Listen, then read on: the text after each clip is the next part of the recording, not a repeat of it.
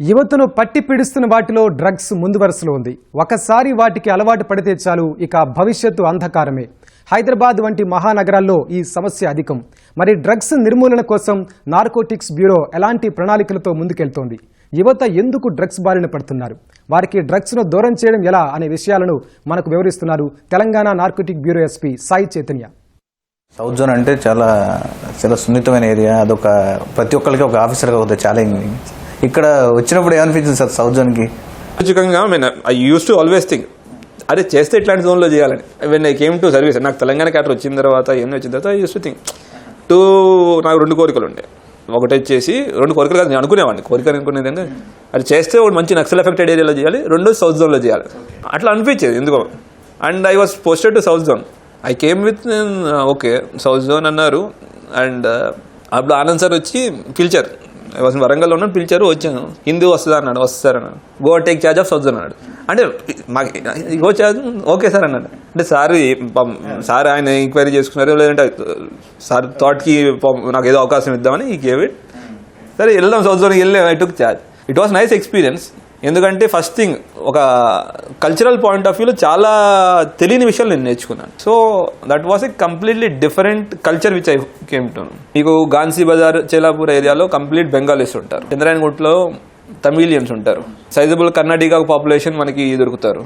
Christian churches ఉన్నాయి. Actually old సిటీలో 2 churches ఉన్నాయి. షియా పాపులేషన్ ఇండియాలో ఒకటి కొంచెం యూపీలో ఉంటుంది, సెకండ్ మనకి హైదరాబాద్లోనే ఉంటుంది. ఓన్లీ దట్ మనకి మీర్ చౌక్బెట్లోనే షియా పాపులేషన్ ఉంది, సున్నీ పాపులేషన్ ఉంది, మెహదవీస్ ఉంటారు, అహ్మదీ కమ్యూనిటీ ఉంటుంది, బోరా కమ్యూనిటీ, ఇలా అన్ని డిఫరెంట్ కమ్యూనిటీస్ మీకు అక్కడ దొరుకుతాయి. That is like old city అండి. You have Gujaratis, every one there. Sir అక్కడ అంటే మీరు చేస్తున్న టైంలో అంటే చాలా మందితో మాట్లాడతారు. ఒకవేళ మన గణేష్ ఫెస్టివల్ ఊరేగింపు రోజు ఉన్నప్పుడు వాళ్ళ పండుగను పోస్ట్పోన్ చేసుకుంటారు. మీరు అన్న మతర నమస్యం గురించి పోస్ట్పోన్ చేసుకుంటారు. ఇది ఉన్నప్పుడు హిందువులు మీరు చెప్తే మాట్లాడారు. అలా ఎలా ఉండేది? కోఆర్డినేట్ ఎలా చేసుకునేవాళ్ళు అక్కడ మీరు ఆ విషయాలు? లాస్ట్ ఇయర్ మొదలైంది ఒట్టు సేమ్ మిలాదున్ నబీ అండ్ గణేష్ విసర్జన నిమజ్జనం ఒకే రోజు వచ్చింది. 2 పెద్ద ఫెస్టివల్స్, 2 మనోభావానికి చాలా ఇంపార్టెంట్ ఇచ్చింది. ఆనంద్ సార్ సిపి ఉంది. రెస్ట్ ఆఫ్ ది సిటీ ఒక ఇష్యూ, హోల్ సిటీ ఒకటే ఒక ఇష్యూ. ఎందుకంటే హోల్ సిటీలో మిలాదున్ నబీ చాలా పెద్దగా చేస్తారు. అండ్ వాళ్ళు తీసుకునే రూటే మెయిన్ గణేష్ ప్రదర్శన రూట్. నాకు సరే ఇట్లా అయితే కుదరదు అంటే ఫస్ట్ ఇనిషియల్లీ మేము ఆలోచించడం మొదలుపెట్టాం. మార్నింగ్ మిలాదున్ నబీ అవగొట్టేసి మధ్యాహ్నం నుంచి చేద్దామా గణేష్, అందరూ కూర్చొని ఆలోచించాం. దెన్ ఆనంద్ సార్ అన్నారు మీ యొక్క లెవెల్లో, ప్రతి ఒక్కరి లెవెల్లో will try requesting them to postpone. Sir లెవెల్లో సార్ ట్రై చేశారు, నా లెవెల్లో నేను ట్రై చేశాను. యాక్చువల్లీ నా ఆఫీస్లో రౌండ్ టేబుల్ కాన్ఫరెన్స్ పెట్టేవాళ్ళం. We's to meet, interact, then Islamic టెనెంట్స్తో వాళ్ళతో మాట్లాడడం, దాని గురించి ఎట్లాగా అసలు ఏంటనే దాని గురించి డిస్కస్ చేయడం, అవన్నీ మాట్లాడి finally we could somehow sir యొక్క కాంటాక్ట్స్తో నేను మాట్లాడడం వల్ల సంహౌ వీ కుడ్ వాళ్ళని ఒప్పించాం. ఏమని, ఈ రోజు కాదు ఒక 2 days తర్వాత మళ్ళీ ఆదివారం, మరి యాక్చువల్లీ గురువారం వచ్చింది, మీకు ఆదివారం రిక్వెస్ట్ చేసుకున్నాం. ఆదివారం చేసుకుంటాం. దే కేమ్ అప్, వాళ్ళే వచ్చి యాక్చువల్లీ ఇనిషియేటివ్ కూడా వాళ్ళే తీసుకున్నారు. మాకు టెన్షన్ ఉండేది, అరే ఎప్పుడు ఏం అవుద్దో మాకు tension, police point of view. వాళ్ళు వచ్చేసి వాళ్ళ ఒక మీటింగ్ పెట్టి ఆయన చేసి మా దగ్గరికి వచ్చి, సార్ మేము ఆదివారం చేసుకుంటాం. ఆదివారం చేసుకుంటే పిల్లలకి కూడా అందరికీ స్కూల్ హాలిడేస్ వస్తాయి, మీకు కూడా ఇబ్బంది అయిపోద్ది. మాకు దాని నుంచి ఏం అవసరం లేదు. అండ్ అంటే you will be surprise to know, మన హైదరాబాద్ని చూసి బెంగళూరులో పోస్ట్పోన్ చేసుకున్నారు, మహారాష్ట్రలో పోస్ట్పోన్ చేసుకున్నారు. 2-3 ఏరియాస్ మనం చూసి మొత్తం ఇండియా మొత్తం ఇట్లా పోస్ట్పోన్ అయింది. అట్లా లక్కీలీ వీ కుడ్ పోస్ట్పోన్ చేసుకోవడం వల్ల వాళ్ళు పోస్ట్పోన్ చేసుకున్నారు. గణేష్ అయిపోయింది. తర్వాత Milad-un Nabi they have done it. They have supported, వాళ్ళ స్కేల్ వాళ్ళు కూడా చేసుకున్నారు, జనాలు కూడా మొబిలైజ్ అయ్యారు. సో అట్లాగా అందరినీ కలుపుకోవడం వల్ల అయ్యింది. ముఖ్యంగా ఇప్పుడు తర్వాత అక్కడి నుంచి మీరు ట్రాన్స్ఫర్ అయ్యారు. ఇక్కడ ప్రస్తుతం దేశాన్ని ఒక పట్టి పీడిస్తున్నటువంటి ఒక మహమ్మారి డ్రగ్స్.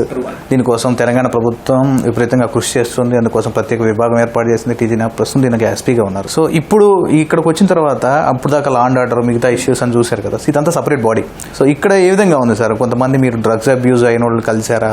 వాళ్ళు ఏ విధంగా ఉన్నారు? యూత్ని వెళ్లకుండా మీరు ఎలా కాపాడడానికి ట్రై చేస్తున్నారు?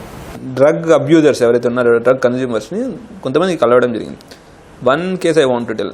NIT ట్రిచీలో చదువుకున్న బాబు, వాళ్ళ నాన్న కూడా గవర్నమెంట్ ఎంప్లాయ్ అండి, ఎక్సైజ్ డిపార్ట్మెంట్లో చేసి రిటైర్ అయ్యారు. రిటైర్ పట్టుకున్నారు రోజు పక్క రోజే రిటైర్మెంట్ అయింది పాపం.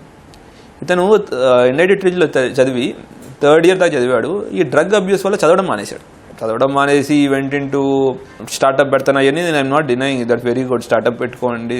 Even Bill Gates himself was it drop out, చదువుకొని వచ్చేసి స్టార్ట్అప్ పెట్టుకోండి.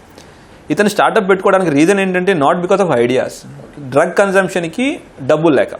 ఇది ఎట్లా ఉండేదంటే వ్యసనం. ఫస్ట్ 2 times మీరు డ్రగ్ కన్జ్యూమ్ చేస్తే దాని తర్వాత నుంచి drug will be consuming you. First time కూడా drug, next time drug will be consuming. ఇతనికి డబ్బులు లేక స్టార్టప్ దాంట్లో బిజినెస్ జాయిన్ అయ్యాడు. ఇంకా డబ్బులు సరిపోక అతనే డ్రగ్స్ మిగతా వాళ్ళకి అమ్మడం మొదలుపెట్టాడు. So that is how it was going on. వాళ్ళ పేరెంట్స్ కూడా ఆయన కూడా గవర్నమెంట్ సర్వెంట్ రిటైర్ అయ్యారు. ఆయన రిటైర్మెంట్ రోజు మేము పట్టుకోవడం ఇవన్నీ చేయడం వాళ్ళు కూడా హార్ట్ బ్రేకింగ్. అండ్ ఇతను ఇంట్లోంచి పారిపోయి 2-3 years ఇంట్లో మాట్లాడలేదు, చెప్పలేదు. వాళ్ళు కూడా భయపడ్డారు, బతుకున్నారా చనిపోయాడా ఏంటి అనేది. సో అట్లాగా ఈ డ్రగ్స్ అనే వ్యసనం ఎట్లా తయారవుతుంది, మనం సొసైటీని ఎట్లా పీడిస్తుంది. So it is an huge task. మీరు అన్నట్టు మహమ్మారి, it is not small disease, వ్యాధి అనట్లేదు మనం, మహమ్మారి అంటున్నాం. మహమ్మారి అంటే పాండమిక్, కోవిడ్ మహమ్మారి అన్నట్టు. ఒక మీటింగ్లో, నేషనల్ మీటింగ్లో అమిత్ షా గారు, మన హోమ్ మినిస్టర్ గారు చెప్పారు అనమాట. మీరు కొన్ని దేశాల్లో, పాశ్చాత్య దేశాల్లో గాంజాయిని లీగలైజ్ చేస్తూ మీకు కనబడుతూ ఉంటాయి పాశ్చాత్య దేశాలు. దాని రీజన్ ఏంటంటే ఇట్స్ నాట్ దట్ వాళ్ళు లిబరల్గా ఉంటున్నారు అని ఆలోచిస్తున్నారని కాదు, వాళ్ళ యొక్క లీగల్ సిస్టమ్ ఈ గాంజా స్మోకర్స్ని ఇంతమంది తాగుతుంటే వాళ్ళ మీద యాక్షన్ తీసుకోలేకపోతాం, దానివల్ల దాన్ని లీగలైజ్ చేశారు. సో మనం కూడా we are on that particular juncture. ఇప్పుడు కానీ మనం యాక్ట్ చేయకపోతే మన సిస్టమ్ దాన్ని హ్యాండిల్ చేయలేదు. We should act now. ఇప్పటివరకు మన టీజీ న్యాబ్ చేసినటువంటి కేసెస్లో ఎక్కువ ఎంత ఏజ్ గ్రూప్ వాళ్ళు ఉన్నారు సార్? అంటే యూత్ ఎక్కువ ఉన్నారా, చిన్నపిల్లల నుంచి కూడా ఉన్నారా మీరు గమనించిన వాటిలో?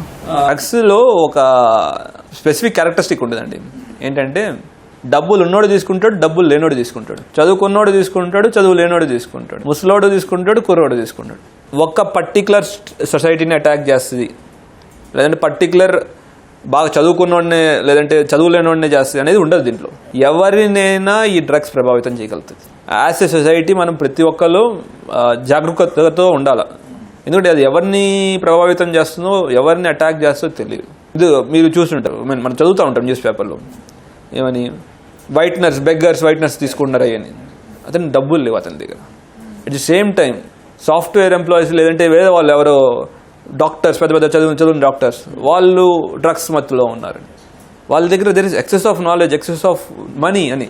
సో ఒక పర్టికులర్ స్ట్రాటా ఆఫ్ సొసైటీ, ఆ పర్టికులర్ ఎకనామిక్ అండ్ సోషల్గా కానివ్వండి, వీళ్ళే అవుతారు, వీళ్ళే కన్సంప్షన్లోకి వెళ్తారు అనేది లేదు. ప్రతి ఒక్కరిని మనం కాపాడుకోవాలి. సో డ్రగ్స్ ఎంటైర్ సొసైటీ మీద ఇంపాక్ట్ ఉంటుంది కాబట్టి we should be protecting the entire society. So ముఖ్యంగా మీలాంటి మీన్స్ ఒక ఇన్స్పైర్గా తీసుకుంటే ఒక IPS ఆఫీసర్గా తయారవ్వాలని అనుకుంటే భవిష్యత్తులో వచ్చే వాళ్ళకి వాళ్ళు ఏది చూస్ చేసుకోవాలి, ఎలా ముందుకెళ్ళాలి, మీరు ఏం చెప్తారు? ఫస్ట్ చిన్నపిల్లల్ని I always say let them enjoy the childhood. బాల్యం మళ్ళీ రాదు, కానీ ఆ బాల్యాన్ని మనం ఎంజాయ్ చేయాలి. పిల్లల మీద అన్నెసరీ ప్రెషర్ పెట్టడం, అందులో మన చైల్డ్హుడ్ డేస్ మనం ఎంజాయ్ చేయగలగాల. ఎంజాయ్ చేసిన తర్వాత ఎప్పుడైతే చదవాలో అప్పుడు చదువుకోవాలి, దాంట్లో ఎటువంటి ఇబ్బంది. చదవాల్సిన టైంలో there is no other questions ask. చదవాల్సిన టైంలో చదవడమే కాదు. ఇప్పుడు నాకు చదువు ఇంట్రెస్ట్, ఇప్పుడు విరాట్ కోహ్లీకి ఇచ్చి చదువుకోవాలా అంటే that fellow could not have become anything. అతనికి క్రికెట్ బ్యాట్ పట్టుకోవాలి, బ్యాట్ ఎవరికి ఏది ఉంటే ఆ talent, we need to identify that talent. And there is ప్రతి రైట్ థింగ్కి ఒక టైం ఉంటుంది. మెడిసిన్ ఎంత మంచిదైనా దానికి ఎక్స్పైరీ డేట్ ఉంటుంది, ఆ డైట్లోనే వాడాలి. ఈ గుడ్ యాక్టివిటీస్ చిన్నప్పుడు చేయగలిసిన అల్లరి పనులు చిన్నప్పుడే చేయగలుగుతాం, పెద్ద అయినాక మళ్ళీ చేయగలం. ఇప్పుడు చదవాల్సిన టైంలో చదవకుండా నేను ఆడుకుంటానంటే అది కుదరదు. మనం ప్రతి టైం దానికి ఆ టైం యొక్క దేశ కాలమాన పరిస్థితిగతులు బట్టి మనం పనిచేయాలంటారు కదా, అట్లానే మనం కూడా వీ షుడ్ గో హెడ్. సర్వీసెస్లో కంటారా, I say we are doing this is a service, we do service for we are government servants. This is best opportunity మిగతా వాళ్ళు మనం సహాయపడడానికి, లేదంటే ఇబ్బందుల్లో ఉన్న వాళ్ళకి ఇబ్బంది తొలగించడానికి best opportunity or best platform. So whoever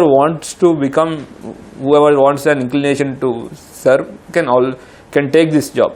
ఎట్లా చదవాలి, ఎలా చదవాలి అనే దానికి మాత్రం there is no single policy or way. ఎందుకంటే ఇట్లా చదివితేనే యూపీఎస్సీ క్రాక్ చేస్తాడంటే ప్రతి ఒక్కరు అదే చదువుతాడు. ఇన్ని ఎడ్యుకేషన్ ఇన్స్టిట్యూషన్స్ ఉండవు, ఒక్కడే ఎడ్యుకేషన్ ఇన్స్టిట్యూషన్ సక్సెస్ అవుతుంది. There is no single way, every one will carve out their way. ప్రతి ఒక్కరు వాడి యొక్క ఎట్లా వాడి తీసుకుంటాడు. But always remember, we need to enjoy the present moment. ఈ జీవితంలో ఈ క్షణాన్ని మనం ఎంజాయ్ చేయడం నేర్చుకోవాలి.